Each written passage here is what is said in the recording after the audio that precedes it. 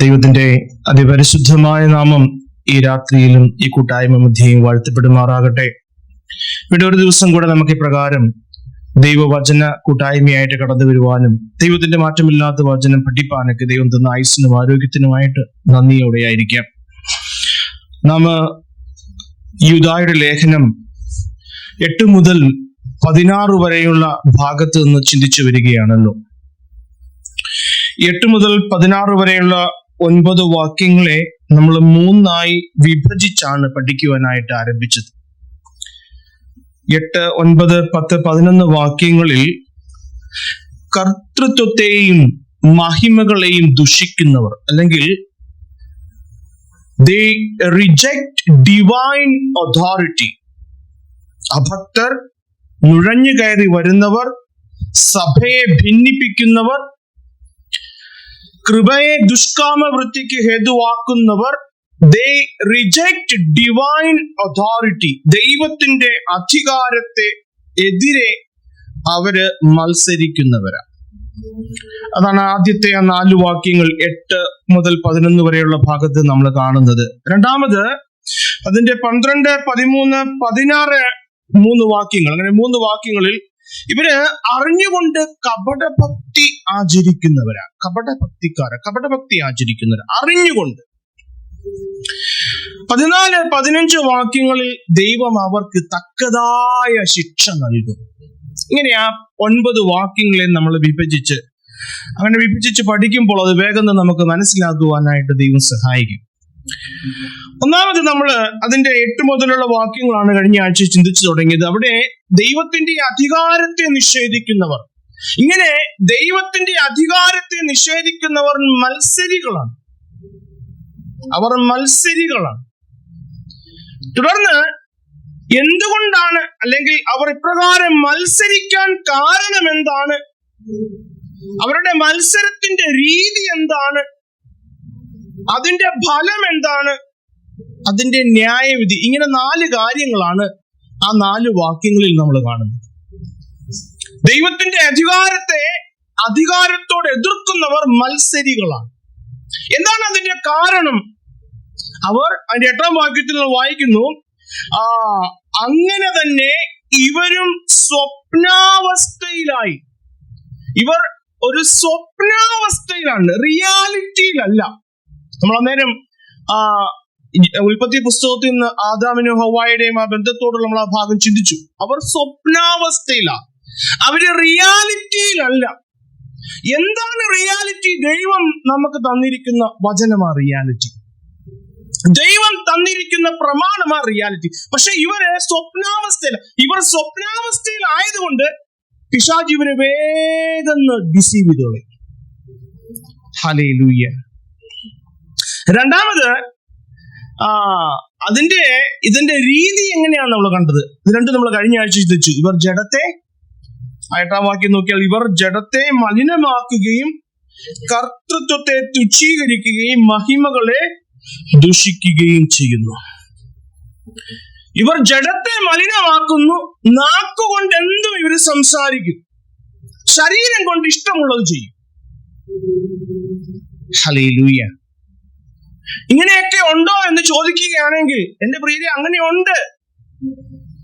ആത്മാവ് രക്ഷിക്കപ്പെട്ടില്ല, ഇനി ശരീരം കൊണ്ട് എന്തുവാകാമെന്ന് പഠിപ്പിക്കുന്ന കൂട്ടരുണ്ട്. ഇവർക്ക് ഇഷ്ടമുള്ളത് ചെയ്യാം. Hallelujah, hallelujah. അതാണ് അവരുടെ രീതി. നമ്മളിത് രണ്ടും കഴിഞ്ഞ ആഴ്ച കൊണ്ട് നമ്മൾ തുടർന്ന് അതിനെക്കുറിച്ച് വിശദമായി ചിന്തിക്കുവാൻ സമയമില്ലാത്തത് കൊണ്ട് അടുത്തത് അതിന്റെ ഫലം എന്താ? ഈ മത്സരിക്കുമ്പോൾ മത്സരികൾക്കുണ്ടാവുന്ന ഫലം, അല്ലെങ്കിൽ അതിന്റെ കോൺസിക്വൻസ് എന്താ? അതാണ് ആ 10-ാം വാക്യത്തിൽ, ഇവരോ തങ്ങൾ അറിയാത്തതെല്ലാം ദുഷിക്കുന്നു. ബുദ്ധിയില്ലാത്ത മൃഗങ്ങളെ പോലെ സ്വാഭാവികമായി ഗ്രഹിക്കുന്നവയാലൊക്കെയും തങ്ങളെ തന്നെ വഷളാക്കുന്നു. അതിന്റെ ഫലം, they destroy themselves, they are corrupt, they destroy themselves. അവർ തങ്ങളെ തന്നെ വഷളാക്കുന്നു. 8-ാമത്തെ വാക്യത്തിൽ പറയുന്നു, അവർ തങ്ങളുടെ ശരീരത്തെ മലിനമാക്കുന്നു, ജഡത്തെ മലിനമാക്കുന്നു, ഒപ്പം തങ്ങളെ തന്നെ വഷളാക്കുന്നു. ഹല്ലേലൂയ. ഇതാണ് മത്സരത്തിന്റെ ഫലം. നമ്മൾ ആരെ കുറിച്ചാ ചിന്തിക്കുന്നതെന്ന് നിങ്ങൾ മറന്നു പോകരുത്. ഈ അധ്യായത്തിൽ അഭക്തർ, സഭയെ ഭിന്നിപ്പിക്കുന്നവർ, ദുരുപദേഷ്ടാക്കന്മാർ, ദുരുപദേശം പഠിപ്പിക്കുന്നവർ, കർത്താവിന്റെ കൃപയെ പാപം ചെയ്യാനായിട്ട് ഹേതുവാക്കുന്നവർ, അഹങ്കാരികൾ, ധാർഷ്ട്യമുള്ളവർ, ഇവരെ കുറിച്ചൊക്കെ പറയുന്നത്. Hallelujah, hallelujah. അവർ തങ്ങളെ തന്നെ നശിപ്പിക്കും. ഇവരുടെ ചിന്ത എന്താണെന്നറിയാവോ? ഇവർ വിചാരിക്കുന്നത് ഞങ്ങൾ മുന്നോട്ടാണ്. കഴിഞ്ഞ ആഴ്ചയില് സങ്കീർത്തനം 73 സങ്കീർത്തനം അതിന്റെ 9, 11 വാക്യങ്ങളിൽ നമ്മൾ കണ്ടല്ലോ.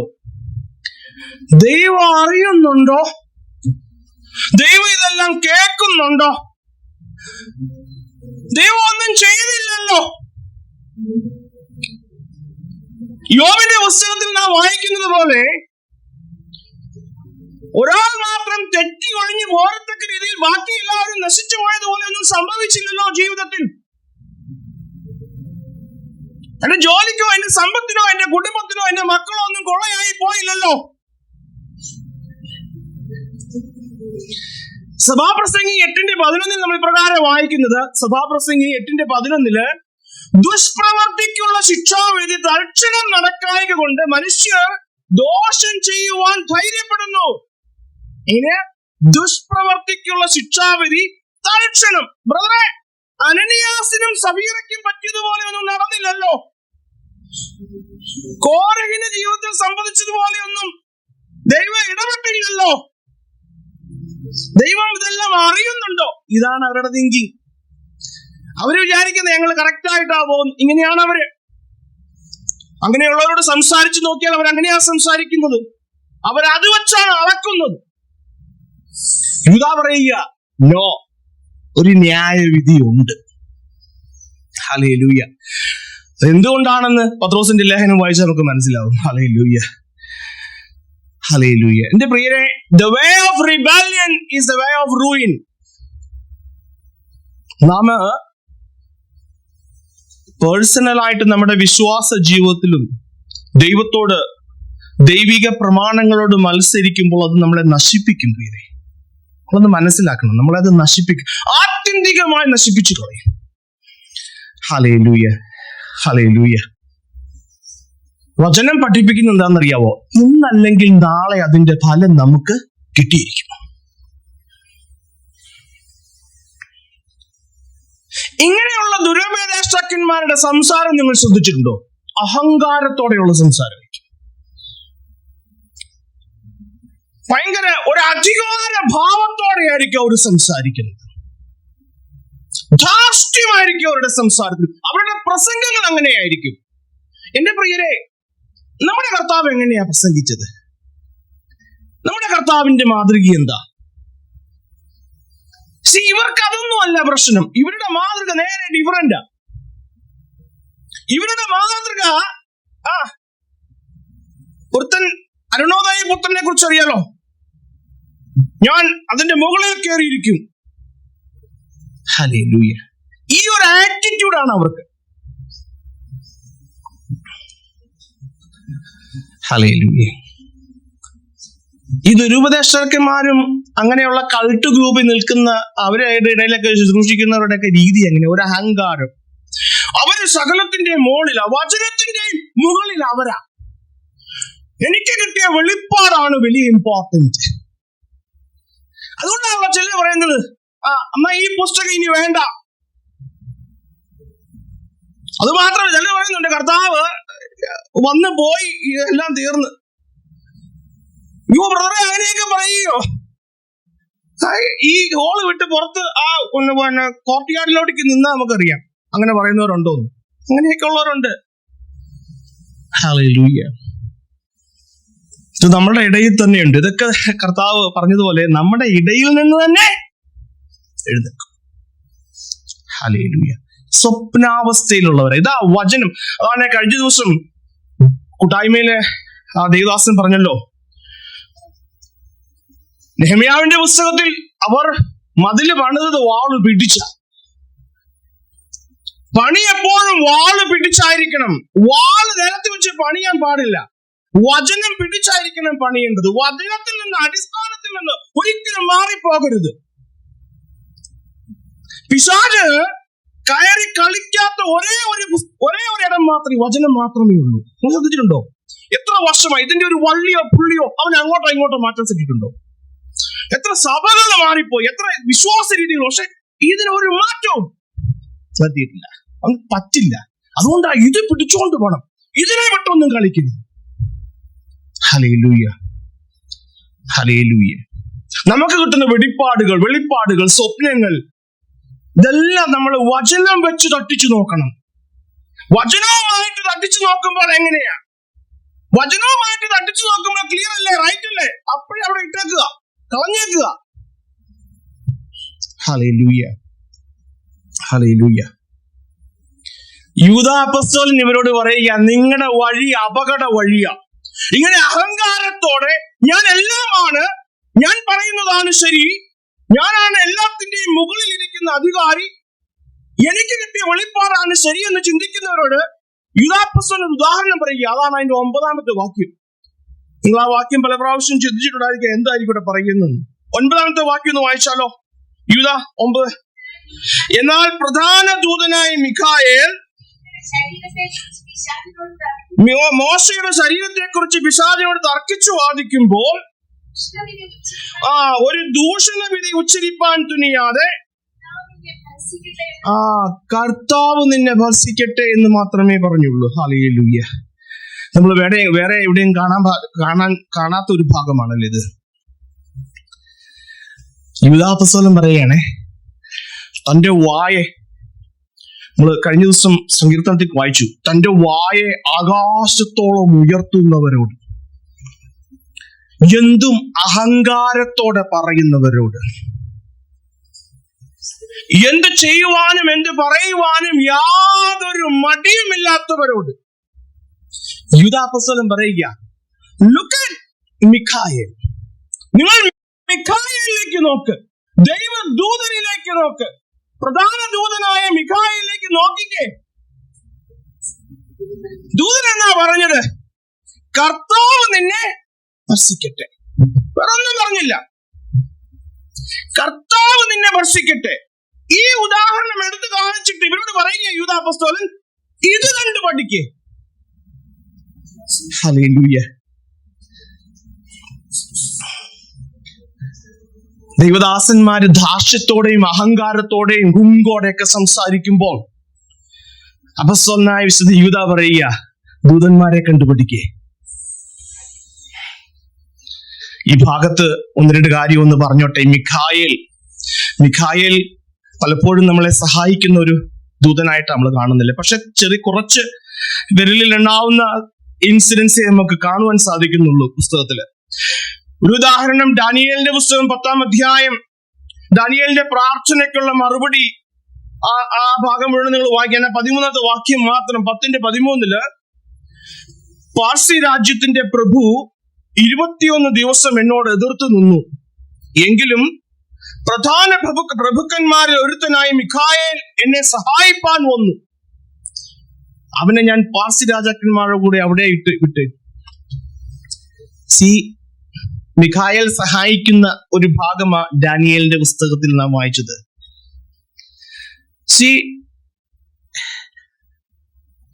പ്രധാന പ്രഭുക്കന്മാരിൽ ഒരുത്തനായ മിഖായേൽ എന്നെ സഹായിപ്പാൻ വന്നു. പ്രധാന പ്രഭുക്കന്മാരിൽ ഒരുത്തനായ ദൈവദൂതൻ വേണമെങ്കിൽ ദുഷിക്കാമായിരുന്നു, വേണമെങ്കിൽ റിറ്റാലിയേറ്റ് ചെയ്യാമായിരുന്നു. പക്ഷെ യൂദാ അപ്പോസ്തലൻ പറയുക, ഒരു ദൂഷണ വിധിയും ഉച്ചരിച്ചില്ല, കർത്താവ് നിന്നെ ഭർസിക്കട്ടെ, ഇത്ര മാത്രമേ പറഞ്ഞുള്ളൂ. കാരണം മിഖായേലിനറിയാം, ദൂഷണവിധി പറയാൻ ഒരേ ഒരാൾക്ക് അധികാരമുള്ളൂ. അതാർക്കാ? അത് നമ്മുടെ കർത്താവിന്. ഹല്ലേലൂയ. എന്നെ ഏൽപ്പിച്ച ജോലി ഞാൻ ചെയ്യുക. ദുഷിപ്പാനും അഹങ്കാരത്തോടെയും ധാർഷ്ട്യത്തോടെയൊക്കെ സംസാരിപ്പാൻ, അതാ ഞാൻ പറഞ്ഞു, നമ്മൾ കഴിഞ്ഞ ആഴ്ച ചിന്തിച്ചല്ലോ, സുബോധമുള്ളവരായിരിക്കും, നിർമ്മതരായിരിക്കും, ബി സോബർ.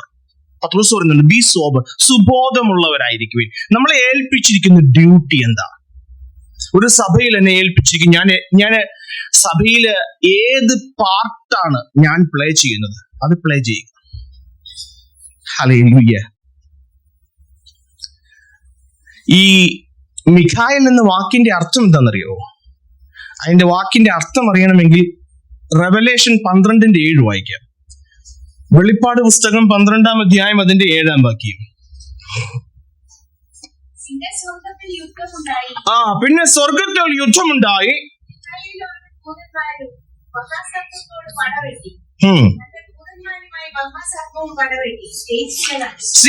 ഇവിടെ ഒരു യുദ്ധം നടക്കുകയാണ്. മഹാസർപ്പമാവുന്ന ലൂസിഫർ അവനെതിരെ പടവെട്ടുകയാണ്. മഹാസർപ്പം എന്താ പറഞ്ഞ പടവെട്ടുന്നത്? ദൈവത്തിന്റെ അധികാരത്തെ ചോദ്യം ചെയ്തുകൊണ്ടാണ് മഹാസർപ്പമാവുന്ന ലൂസിഫർ യുദ്ധം ചെയ്യുന്നത്. അപ്പൊ മിഖായേൽ അതിനെതിരെ യുദ്ധം ചെയ്യുന്നുണ്ടെങ്കിൽ എന്തായിരിക്കും മിഖായേൽ പറയുന്നത്? ദൈവത്തെ പോലെ ആരുമില്ല. മിഖായേൽ എന്ന വാക്കിന്റെ അർത്ഥം കേട്ടോ, ദൈവത്തെ പോലെ ആര്? ഹല്ലേലൂയ. ദൈവത്തെ പോലെ വേറെ ആരുമില്ല. ദൈവത്തെ പോലെ ആര് എന്ന് പറഞ്ഞ മിഖായേൽ പറപറ്റുന്നത്. ഹല്ലേലൂയ. ആ സർപ്പം ജയിച്ചില്ല താനും.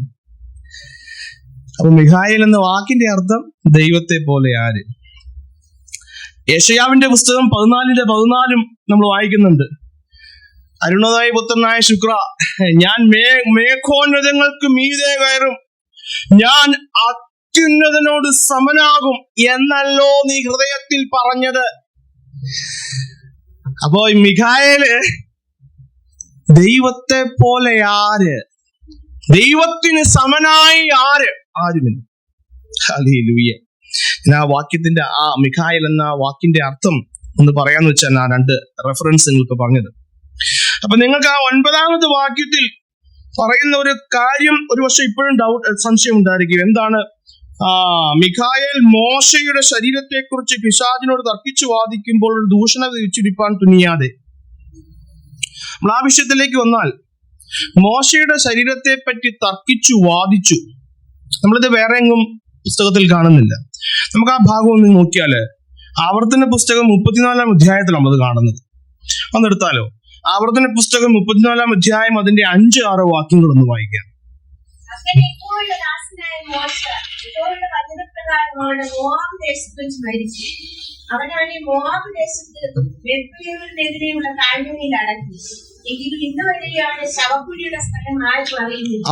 അവനെ അടക്കി. ആരെ അടക്കി? ദൈവം മോശയെ അടക്കി. യൂദാപുസ്തകം പറയുന്നത് അടക്കുന്നതിന് മുൻപ് ഒരു തർക്കം ഉണ്ടായെന്നാ പറയുന്നത്. പക്ഷെ ദൈവം വിട്ടുകൊടുത്തില്ല. കാരണം നമുക്കറിയത്തില്ല, വചനം അത് ഡിസ്ക്ലോസ് ചെയ്യുന്നില്ല. ഒരുപക്ഷെ ഞാനിങ്ങനെ ചിന്തിക്കുക, ഇവന് എപ്പോഴും ദൈവത്തോട് മത്സരിക്കുക എന്നായിരിക്കും. മോശ അവരുടെ കാണാത്ത ഒരു വലിയൊരു ലീഡർ, അവരെ മിസ്രൈമിൽ നിന്ന് വിടുവിച്ച അവരുടെ ആരാധ്യനായ ഒരു ലീഡറാണ്.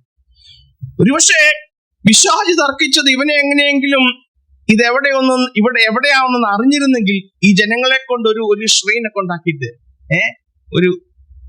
കാരണം മറുരൂപാമലയിൽ അവരങ്ങനെയാണല്ലോ പറയുന്നത്, ഞങ്ങളൊരു 3 അത് അവർക്ക്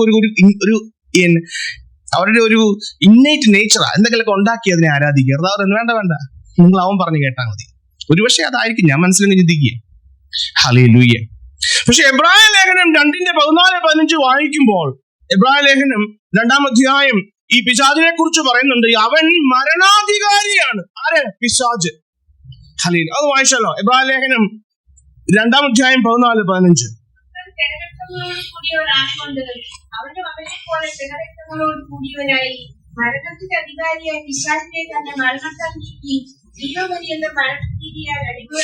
മരണത്തിന്റെ അധികാരിയായ പിശാച്. മരണം വരുന്നത് എന്താ? മരണം ഡെത്ത് ഡ്യൂ ടു സിൻ എന്ന് പറയുന്നത് അല്ലേ. മരണം പാപത്താൽ ഉണ്ടായതാണ്. പിശാച് ശരിക്കും നമ്മെ പാപം ചെയ്യിപ്പിച്ച് മരണത്തിന് വിധേയപ്പെടുത്തുക. അതുകൊണ്ടാണ് അവനെ മരണത്തിന്റെ അധികാരി എന്ന് വിളിച്ചിരിക്കുന്നത്. നമ്മളെ കൊണ്ട് പാപം ചെയ്യിച്ച് മരണത്തിന് വിധേയപ്പെടുത്തുക. ഹാലേ, അവൻ അങ്ങനെ നരകത്തിലേക്ക് കൊണ്ടുപോകാനിരിക്കുന്നവന്. അതുകൊണ്ടാണ് അവന്റെ മരണത്തിന് അധികാരി എന്ന് വെച്ചത്. അതുകൊണ്ടാണ് ഇവനോടൊന്നും അധികം സംസാരിക്കരുത് എന്ന് പറയുന്നത്. ആരോട്? പിശാചിനോട്. ഇന്ന് നമ്മൾ കാണുന്ന നേരെ തിരിച്ചല്ലേ, പിശാചിനോട് ഞാൻ ഇപ്പൊ ചില വീഡിയോസ് ഒക്കെ നമ്മൾ കാണുമ്പോൾ പിശാചിനോട് നിന്റെ പേര് പറ, അത് പറ, ഇത് പറ. ഞാൻ ചോദിക്കട്ടെ, പിശാച് എന്തെങ്കിലും സത്യം പറഞ്ഞിട്ടുണ്ടോ? പറഞ്ഞ പേര് ശരിയായിരിക്കും? പിശാച് ഒരിക്കലും സത്യം പറയത്തില്ല. അവൻ കള്ളന്റെ അപ്പന് വന്ന പറയുന്നത്. പിശാചിനോട് ചോദിച്ചാൽ നിന്റെ പേര് സത്യം പറയുമോ? അവൻ സത്യം പറയില്ല. പിന്നെ എന്തിനാണ് സംസാരിക്കുന്നത്? നമ്മൾ ഇങ്ങനത്തെ ശുശ്രൂഷകളായിരുന്നു കാണുന്നത്. ഹല്ലേലൂയ. എന്റെ പ്രിയരെ, നമ്മുടെ ജീവിതത്തിലും ഇവനുമായിട്ട് മിഖായിലേക്ക് നോക്ക്, ഒന്നും സംസാരിക്കുന്നില്ല. കർത്താവ് നിന്നെ ഭർഷിക്കട്ടെ, അത്രേ പറയുന്നുള്ളൂ. ഇവനുമായിട്ടുള്ള ഡീലിംഗിലേക്ക് പോകരുത്. വചനം എങ്ങനെയാ പഠിപ്പിക്കുന്നത്? അവനെ ദുഷിപ്പാനോ ഭർഷിപ്പാനോ തുപ്പാനോ ആക്കാനോ ഒന്നും പോകേണ്ട ആവശ്യമില്ല. കാരണം അതെല്ലാം നമ്മളെ അപകടത്തിൽ കൊണ്ടേയാക്കും. നമ്മുടെ ജീവിതത്തിൽ പേഴ്സണൽ ലൈഫിലും നമ്മൾ അറിഞ്ഞിരിക്കേണ്ട കാര്യം, ഇങ്ങനെയുള്ള കാര്യങ്ങളൊന്നും ഇടപെടാൻ പാടില്ല. That will lead us into danger. അതുകൊണ്ടാണ് യൂദാപൊസ്തലൻ പേഴ്സണലായിട്ട് നമ്മളോട് പറയുകയാണ്, നിങ്ങൾ മിഖായേലിനെ കണ്ടുപിടിക്കുക. ഹല്ലേലൂയ. 1 പത്രോസിന്റെ ലേഖനം 5-ാം അധ്യായത്തിന്റെ 8-9 വാക്യങ്ങളിൽ, നിങ്ങൾ നിർമ്മതരായിരിപ്പിൻ, ഉണർന്നിരിപ്പിൻ. നിങ്ങളുടെ പ്രതിയോഗിയായ പിശാച് അലറുന്ന സിംഹം എന്ന പോലെ ആരെ വിഴുങ്ങേണ്ടുന്നു എന്ന് തിരിഞ്ഞ് ചുറ്റി നടക്കുന്നു. ഹല്ലേലൂയ. ഇതവന് അങ്ങനെയാ. അപ്പോ നിങ്ങളോട് അപ്പോസ്തലൻ പറയാ, അപ്പൊ നിങ്ങൾ സുബോധമുള്ളവരായിരിക്കണം, നിർമ്മതരായിരിക്കണം. മതം പൊട്ടിയവരെ പോലെ ആവരുത്, നിർമ്മതരായിരിക്കണം. മതം പൊട്ടുന്ന മൃഗങ്ങളെ പോലെ ആവരുത്. കഴിഞ്ഞ ആഴ്ചയിൽ നമ്മൾ ചിന്തിച്ചല്ലോ, ഇവരെ ജന്തുക്കൾ എന്നാ വിളിക്കുന്നത്. They act upon their instinct. Hallelujah. തുടർന്ന് നമ്മൾ ഈ ചിന്തിക്കുകയാണെങ്കിൽ, നമ്മെ രാപകൽ കുറ്റം പറഞ്ഞുകൊണ്ടിരിക്കുക. ആര്? ഇവൻ. സക്രിയാവിന്റെ പുസ്തകത്തിൽ 3-ാം അധ്യായം 2-ാം വാക്യത്തിൽ നമ്മൾ അങ്ങനെ വായിക്കുന്നത്, സക്രിയാവിനെ കുറിച്ച് ദൈവസ്ഥിതി, യഹോവ സാത്താനോട്, സാത്താനെ, യഹോവ നിന്നെ ഭർഷിക്കുന്നു, യെരൂശലേമിനെ തിരഞ്ഞെടുത്തിരിക്കുന്ന യഹോവ തന്നെ നിന്നെ ഭർഷിക്കുന്നു. ഹല്ലേലൂയ. ഇവൻ തീയിൽ നിന്ന് വലിച്ചെടുക്കപ്പെട്ട കൊള്ളിയല്ലയോ എന്ന് കൽപ്പിച്ചു. സക്രിയാവിന് ആ ഭാഗം നമുക്ക് അറിയാവുന്നതാണല്ലോ. റെവലേഷനിലേക്ക് വരികയാണെങ്കിൽ 12-ാം അധ്യായം 9 മുതൽ 11 വരെയുള്ള വാക്യങ്ങൾ, ഇവൻ രാപകൽ വായിക്കണ്ട, രാപകൽ കുറ്റം പറഞ്ഞുകൊണ്ടിരിക്കുക. ഈ രാപകൽ കുറ്റം പറഞ്ഞുകൊണ്ടിരിക്കുമ്പോ നമുക്ക് ഒന്ന് തിരിച്ചു പറയാനായിട്ട് തോന്നും. ഇതിവൻ പറയിപ്പിക്കാനാ ശ്രമിക്കുന്നത് നമ്മളെ കൊണ്ട്. നമ്മൾ എങ്ങനെയെങ്കിലും ഒന്ന് തിരിച്ച് റിപ്ലൈ ചെയ്യണം. യൂദാ പറയുക, no, hold your tongue, look at Mikhael, look at Mikhael. Hallelujah, hallelujah. അപ്പോ ഇവരുടെ ഈ മത്സരികളുടെ ഫലം ഇതായിരിക്കും. ഹല്ലേലൂയ.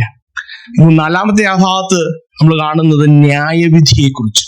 ന്യായവിധി ഞാൻ പറഞ്ഞല്ലോ, മത്സരത്തിന്റെ കാരണം അവർ സ്വപ്നാവസ്ഥയിലായി.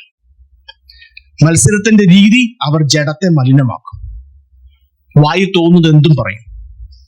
മത്സരത്തിന്റെ ഫലം, അവരെ തന്നെ വഷളാക്കും, അവരെ തന്നെ അവർ നശിപ്പിക്കുന്നു. ഹല്ലേലൂയ. പിശാചിനോട് കൂട്ടുചേരുന്നവരൊന്നും അവരൊന്നും പിശാച് ബിൽഡ് ചെയ്യാനല്ല, he comes to destroy us. നമ്മളത് അറിഞ്ഞിരിക്കണം.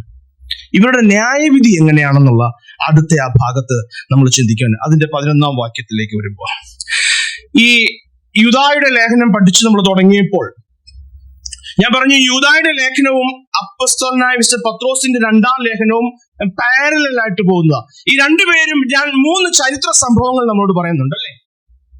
ഈ രണ്ടുപേരും പറയുന്ന 3 ചരിത്ര സംഭവങ്ങളോട് ചേർത്ത് വെച്ചാൽ 4 എണ്ണം നമുക്ക് ലഭിക്കും. വീണുപോയ ദൂതന്മാരോടുള്ള ബന്ധത്തിൽ അവർക്ക് എന്ത് സംഭവിച്ചു എന്ന് അപ്പോസ്തലൻ പറയുന്നു. പ്രളയത്തോടുള്ള ബന്ധത്തിൽ, നോഹയുടെ കാലത്തുണ്ടായ പ്രളയത്തിലുണ്ടാവുന്ന ബന്ധത്തിൽ അവർക്ക് എന്ത് സംഭവിച്ചു എന്ന് അപ്പോസ്തലൻ പറയുന്നുണ്ട്. സൊദോം ഗൊമോറയ്ക്ക് എന്ത് സംഭവിച്ചു എന്ന് അപ്പോസ്തലൻ പറയുന്നു.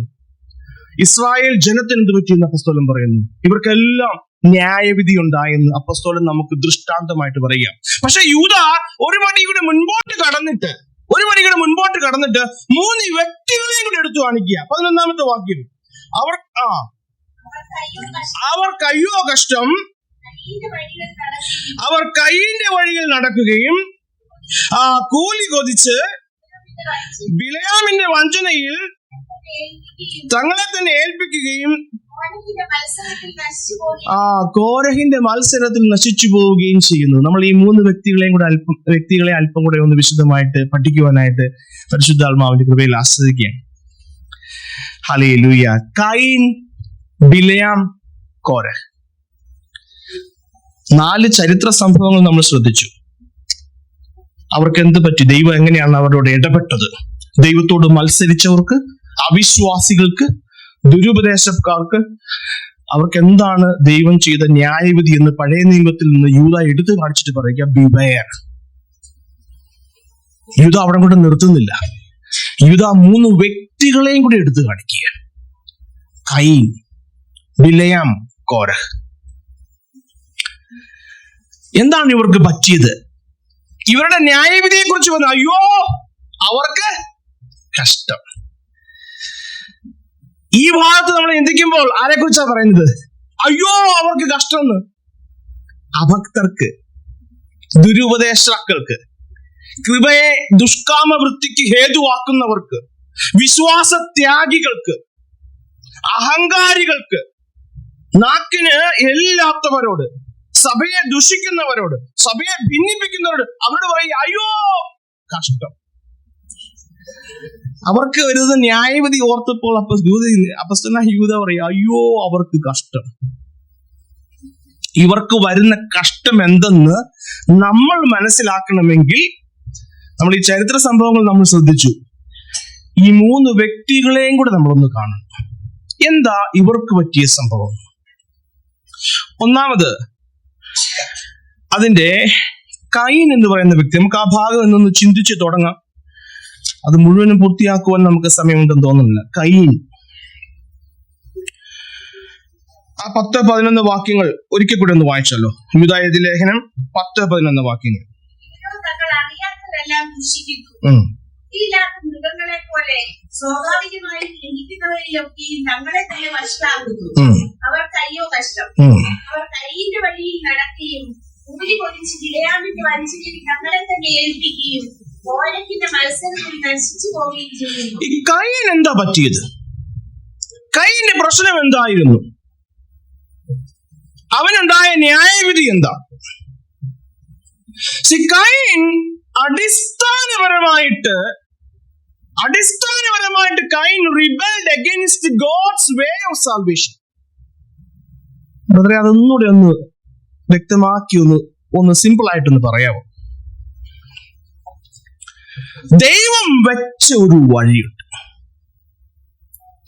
ദൈവം രക്ഷയ്ക്കായിട്ട് ദൈവം തുറന്ന ഒരു വഴിയുണ്ട്. ആ വഴിക്കെതിരെ മത്സരിച്ച വ്യക്തിയാണ് കയീൻ.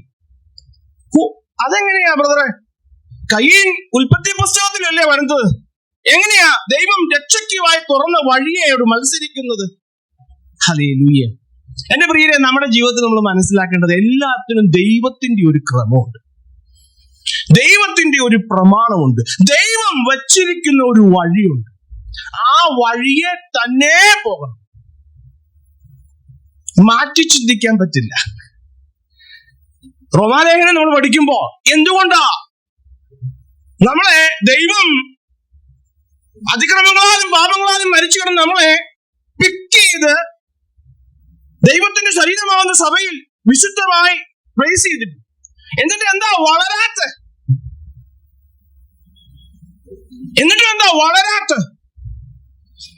നമ്മൾ ഈ AC-യുടെ റിമോട്ട് ഓൺ ആക്കാനായിട്ട് അതിന്റെ റിമോട്ടിന്റെ സ്റ്റാർട്ട് ബട്ടൺ ഞെക്കിയാലേ അത് ഓൺ ആകും, അല്ലേ? വേറെ ഏത് ബട്ടൺ ഞെക്കിയാലും അത് ഓൺ ആവത്തില്ല. നിങ്ങളിത് 2-3 വർഷം ഞെക്കിയാലും അത് ഓൺ ആവത്തില്ല. കാരണം അതിന്റെ പിറകിലൊരു നിയമമുണ്ട്. ദൈവം എല്ലാത്തിനും ഒരു നിയമം വെച്ചിട്ടുണ്ട്. ആ വഴിയെ പോയെങ്കിലേ അത് വർക്ക് ആവുകയുള്ളൂ. ഇതെന്തുകൊണ്ടാണ് നമ്മൾ രക്ഷിക്കപ്പെട്ടിട്ട് വളരാത്തത്? ദൈവം വെച്ചിരിക്കുന്ന വഴിയെ മാത്രമേ സഞ്ചരിക്കാൻ പറ്റൂ. എന്നാ ബ്രദറെ, ഞാനൊരു 2 വർഷം സ്റ്റാർട്ടേ പിടിച്ചാ ഞെക്കിയത്. ഇനി എന്തിനാ, ഇനി മാറ്റി ഞെക്കാം. AC വർക്ക് ചെയ്തില്ല.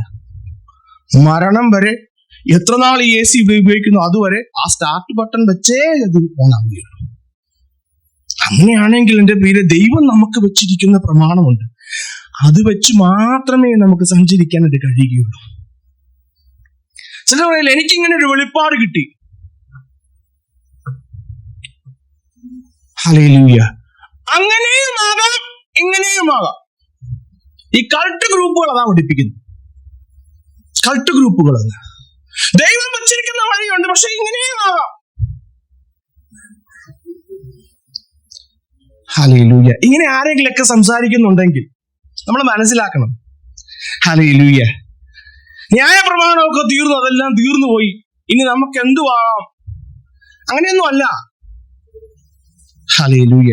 നമ്മൾ ചിന്തിക്കണം, ഇതേത് ആത്മാവിൽ നിന്നാ? ഈ ആത്മാവ് എവിടെ? ഇത് ആത്മാവാണോ? ഹല്ലേലൂയ. അത് തിരിച്ചറിയണമെങ്കിൽ വചനം എന്താ പറയുന്നെന്നുള്ള ബോധ്യം നമുക്കുണ്ടാവണം തീരെ. അല്ലെങ്കിൽ വളരെ ഈസി ആയിട്ട് നമ്മളെ തെറ്റിച്ചു കളയും. ഹല്ലേലൂയ. നമ്മളെ എങ്ങനെയെങ്കിലും തെറ്റിക്കാനായിട്ട് ഇവൻ അലറുന്ന സിംഹത്തെ പോലെ നടക്കുക. ഹല്ലേലൂയ. 2 വ്യക്തികൾ ദൈവത്തെ ആരാധിക്കുന്ന ചിത്രം നമുക്ക് ഉൽപ്പത്തി പുസ്തകത്തേക്ക്, നമുക്ക് അതിലേക്ക് തിരിച്ചു വരും. ഉൽപ്പത്തി പുസ്തകത്തിൽ കാണാം. ഈ 2 വ്യക്തികളുടെ ആറ്റിറ്റ്യൂഡ് എന്താന്ന് 1 യോഹന്നാനിലാണ് പറഞ്ഞിരിക്കുന്നത്. 1 യോഹന്നാൻ 3-ാം അധ്യായം അതിന്റെ 11-12 വായിക്കുമ്പോൾ, നിങ്ങൾ ആദ്യം മുതൽ കേട്ട ദൂത് നാം അന്യോന്യം സ്നേഹിക്കണമെന്നല്ലോ ആകുന്നു. കയീൻ ദുഷ്ടനിൽ നിന്നുള്ളവനായി സഹോദരനെ കൊന്നതുപോലെയല്ല, അവനെ കൊല്ലുവാൻ സംഗതി എന്ത്? തന്റെ പ്രവൃത്തി ദോഷവും സഹോദരന്റെ നീതിയുമുള്ളതാകൊണ്ടത്രേ. അപ്പോ 2 വ്യക്തികൾ ദൈവത്തെ ആരാധിക്കാൻ പോവുകയാണ്. അതിൽ ഒരുവനെ കുറിച്ച് പറഞ്ഞിരിക്കുക, അവൻ ദുഷ്ടനിൽ നിന്നുള്ളവൻ. രണ്ടാമത്തവൻ ദൈവത്തിൽ നിന്നുള്ളവൻ. ഉൽപ്പത്തി പുസ്തകത്തിൽ നമ്മളിത് കാണില്ല. യൂദായ അപ്പസ്തോലനും യോഹന്നാൻ അപ്പസ്തോലനും പറയുക, കയീൻ ദുഷ്ടനിൽ നിന്നുള്ളവൻ. 2 പേരും ഒരാളുടെ മക്കളാ, ഒരപ്പന്റെ മക്കളാ, ആദാമിന്റെ മക്കളാ 2 പേരും. Hallelujah. One was influenced by God, other was influenced by Satan. Hallelujah. എങ്ങനെയാ കയീൻ ദൈവത്തോട് മത്സരിക്കുന്നത്? ഉൽപ്പത്തി പുസ്തകത്തിലേക്ക് വന്നാൽ 3-ാം അധ്യായം അതിന്റെ 21-ാം വാക്യം നമുക്ക് നോക്കാം. 3-ാം അധ്യായം അതിന്റെ 21-ാം വാക്യം. യഹോവയായ ദൈവം ആദാമിനും അവന്റെ ഭാര്യയ്ക്കും തോൽ കൊണ്ട് ഉടുപ്പുണ്ടാക്കി അവരെ ഉടുപ്പിച്ചു. ഹല്ലേലൂയ. ആദാമും തന്റെ ഭാര്യയായ ഹവ്വായും പാപം ചെയ്ത ശേഷം തങ്ങൾ നഗ്നരാണെന്ന് മനസ്സിലായപ്പോൾ, ദൈവത്തിന്റെ തേജസ് അവരെ വിട്ടുപോയപ്പോൾ, അവർ നഗ്നരായെന്ന് മനസ്സിലാക്കിയപ്പോൾ ആ നഗ്നത മറയ്ക്കാൻ അവരൊരു സൂത്രം ഉണ്ടാക്കി. പക്ഷെ അത് സ്റ്റാൻഡ് ചെയ്തില്ല, അത് നിലനിന്നില്ല. നമുക്കറിയാം എന്താ അവർ ചെയ്തെന്നുള്ളത്. അത്തിയിലകൾ കോർത്ത് അവരെ നഗ്നത മറയ്ക്കാൻ ശ്രമിച്ചു. അവരുടേതായ ഒരു കവർ അവരുണ്ടാക്കി, പക്ഷെ അത് സ്റ്റാൻഡ് ചെയ്തില്ല. അപ്പോഴാ ദൈവം അവർക്കൊരു കവറിങ് കൊടുക്കുന്നത്. ദൈവം കൊടുത്ത കവറിങ് എന്താ? ദൈവം ഒരു മൃഗത്തെ കൊന്ന് അതിന്റെ തൊലിയെടുത്ത് അതുകൊണ്ട് ഇവർക്കൊരു കവർ ഉണ്ടാക്കി. എന്റെ പ്രിയരെ, പാപം ചെയ്ത വ്യക്തിക്ക്, പാപം ചെയ്യുന്ന ഒരു മനുഷ്യന് ദൈവത്തിന്റെ അടുക്കിലേക്ക് പിന്നീട് വരുമ്പോൾ അതിന് പരിഹാരമായിട്ട് ഒരേ ഒരു വഴിയേ ഉള്ളൂ. എന്താണ് ആ വഴി? രക്തം ചിന്തിയുള്ള വഴി. ആദ്യ മാതാപിതാക്കളായ ആദാമിനും ഹവ്വായ്ക്കും അറിയാതിരുന്നപ്പോൾ സാക്ഷാൽ ദൈവം തന്നെ ദൈവം ഞാൻ ഇതാ വെച്ചിരിക്കുന്ന വഴി നിഴലാകുന്ന തന്റെ പുത്രനെ കാൽവരിയിൽ തന്റെ ഹൃദയത്തിൽ മറഞ്ഞിരുന്ന മർമ്മത്തിന്റെ നിഴല് പൊരുള് പിന്നെ വന്ന നിഴല് ദൈവം ആദാമിനും ഹവ്വായ്ക്കും കാണിച്ചു കൊടുക്കുക. എന്താ കാണിച്ചു കൊടുത്തത്? രക്തം ചിന്തിയുള്ള വഴി. ഹല്ലേലൂയ. പാപം ചെയ്ത ദേഹി മരിക്കും. അതാണ് ദൈവത്തിന്റെ നിയമം. ഇവരെ മരണത്തിൽ നിന്ന് രക്ഷിക്കാനായിട്ട് ഒരേ ഒരു വഴിയുള്ളൂ. എന്താ വഴി? യാഗം. ഹല്ലേലൂയ. അത് ദൈവം തന്നെ ചെയ്ത് ആദാമിനും ഹവ്വായ്ക്കും പറഞ്ഞു കൊടുക്കുക. ഹല്ലേലൂയ. തീർച്ചയായിട്ടും ആദാമും ഹവ്വായും തന്റെ മക്കളായ ഹാബേലിനും കയനും പറഞ്ഞു കൊടുത്തു, ഞങ്ങൾ രക്ഷപ്പെട്ടത് ഇങ്ങനെയാ, എന്നിട്ട് ഇതാ ദൈവം വെച്ചേക്കുന്ന വഴി. വേണേ വിശ്വസിച്ച് ഏറ്റെടുക്കാം, അല്ല റിജക്ട് ചെയ്യണം. ഹല്ലേലൂയ. വേണേ വിശ്വസിച്ച് ഏറ്റെടുക്കാം, അല്ലെങ്കിൽ റിജക്ട് ചെയ്യാം. ഹല്ലേലൂയ. പഴയ നിയമം മുഴുവനും കാണുന്നതല്ലേ അല്ലെ? അബ്രഹാം ചോദിക്കുന്നുണ്ട്, where is the lamb, where is the lamb, where is the lamb. ഇതാ ധ്വനി. പഴയ നിയമത്തിന്റെ ധ്വനി അതാ. പുതിയ നിയമത്തിലേക്ക് വരുമ്പോ യോഹന്നാൻ സ്നാപകൻ പറയും, here is the lamb, here is the lamb. വെളിപ്പാടിലേക്ക് വരുമ്പോ അറക്കപ്പെട്ട കുഞ്ഞാട്. ഹല്ലേലൂയ. അതിന്റെ ആ ഗ്രോത്ത്. ഹല്ലേലൂയ. ദൈവം വെച്ച വഴി. ഹല്ലേലൂയ. രക്തം ചിന്തി അല്ലാതെ പാപത്തെ പരിഹരിക്കുവാൻ കഴിയുകയില്ല. അതാണ് ദൈവം വെച്ച വഴി. ഈ വഴിയോടാണ് കയൻ മത്സരിച്ചത്. ഹല്ലേലൂയ. ദൈവം വെച്ച വഴി അങ്ങനെ ആയിക്കോട്ടെ, പക്ഷെ ഇങ്ങനെയുമാകാം, ഇങ്ങനെയുമാകാം. ഹല്ലേലൂയ. എന്തുകൊണ്ടാണ് അവൻ അങ്ങനെ ചിന്തിക്കാൻ കാരണം? യോഹന്നാൻ പറയുക, അവൻ ദുഷ്ടനിൽ നിന്നുള്ളവനാകയാൽ, ദുഷ്ടനിൽ നിന്നുള്ളവനാകയാൽ. ഹല്ലേലൂയ. ഹല്ലേലൂയ. എന്റെ പ്രിയരെ, ഇത് മുമ്പോട്ട് നമുക്ക് അടുത്ത ആഴ്ചയിൽ ഇതിനെ തുടർന്ന് ചിന്തിക്കാൻ, ഇപ്പൊ ഇനി മുമ്പോട്ട് പറഞ്ഞാൽ നമുക്ക് തീർക്കുവാനായിട്ട് സമയമില്ല. ദൈവം വെച്ചിരിക്കുന്ന വഴി, രക്ഷയ്ക്കായിട്ടുള്ള ഒരേ ഒരു വഴിയുള്ളൂ. ആകാശത്തിന്റെ കീഴിലെ മനുഷ്യപുത്രന്മാർക്കിടയിൽ യേശു എന്നല്ലാതെ വേറൊരു നാമമില്ല. എന്റെ പ്രിയരെ, നിങ്ങള് ഇതര മതസ്ഥരോട് സുവിശേഷം പറയുകയോ അങ്ങനെയുള്ള ഡിസ്കഷനിൽ വരികയോ ചെയ്യുമ്പോൾ ഒരുപക്ഷെ അവർ പറയാം, ഞങ്ങളും പാപം ചെയ്തതിനെ കുറിച്ച് പശ്ചാത്തപിച്ച് മുൻപോട്ട് ഇനി അങ്ങനെ ചെയ്യാത്ത രീതിയിൽ ഞങ്ങളെ തന്നെ ഒരുക്കി ജീവിക്കുന്നു, അല്ലേ? അവരും അങ്ങനെ പറയാറുണ്ട്. പക്ഷെ എന്താ അവര് കുറവുള്ളത്? എന്താ കുറവ്? എന്താ നമുക്കുള്ള അഡ്വാൻറ്റേജും എന്താ? ഈ രക്തത്താലുള്ള പരിഹാരം അവർക്ക് ഇല്ല. അവിടെ അവര് ഫെയിലായി പോകുന്നു. അവരുടെയും ചിന്ത, ദൈവമേ ഇനി പാപം ചെയ്യല്, ഇത് തെറ്റാ, ഇനി വിട്ടുമാറി ജീവിക്കണം. അവരതിനാ ശ്രമിക്കുന്നു. അതാണ് അവരുടെ ആഗ്രഹവും. അതെല്ലാം ശരിയാ, പക്ഷേ അത് കംപ്ലീറ്റ് ആവുന്നില്ല. കാരണം ദൈവം വെച്ചിരിക്കുന്ന വഴി രക്തം ചൊരിഞ്ഞുള്ള വഴിയാ. ഹല്ലേലൂയ. യാഗം വേണം. നമുക്കുള്ള അഡ്വാൻറ്റേജ്, നമ്മൾക്കാണ് അവിടെ ആ പൂർണ്ണത ഉണ്ടാവുന്നത്. കാൽവരിയിൽ നമ്മുടെ കർത്താവിന്റെ പരമയാഗത്താൽ. അവരത് വിശ്വസിക്കാത്തിടത്തോളം കാലം അത് പൂർണ്ണമാകുന്നില്ല. ഞാൻ പറയുന്നത് മനസ്സിലാവുന്നുണ്ടോ? ഇതാണ് അവരിൽ ലാക്ക്. നിങ്ങൾ സംസാരിച്ചു നോക്കിക്കോ. ചിലപ്പോഴൊക്കെ നമുക്ക് ചിലപ്പോൾ വാക്കുമുട്ടി പോകുന്ന രീതിയിലൂടെ സംസാരിക്കും. ഓർത്തോണം, നമുക്കും നിങ്ങൾക്കും തമ്മിലുള്ള വ്യത്യാസം. ഹല്ലേലൂയ. ഹല്ലേലൂയ. യാഗമാ. നമുക്ക് കാൽവരിയിൽ നമുക്ക് വേണ്ടി ഒരുവൻ യാഗമാക്കപ്പെട്ടു. അത് നമ്മൾ വിശ്വാസത്തോടെ ഏറ്റെടുക്കുക. ഹല്ലേലൂയ. നമ്മൾ മനസ്സിലാക്കുകയാ, ദൈവം വച്ചിരിക്കുന്ന വഴി ഇതാ. അതുകൊണ്ടാ, ഇത് ബോധ്യമുള്ളത് കൊണ്ടാ നമ്മൾ കാണുന്നവരോടൊക്കെ ഈ സത്യം വിളിച്ചു പറയുന്നത്. ഇത് നമുക്ക് ജീവനായി നമ്മുടെ ഉള്ളിൽ വെളിപ്പെട്ടിട്ടുള്ളത് കൊണ്ടാ ആരെ കണ്ടാലും ഇത് വിളിച്ചു പറയുന്നത്.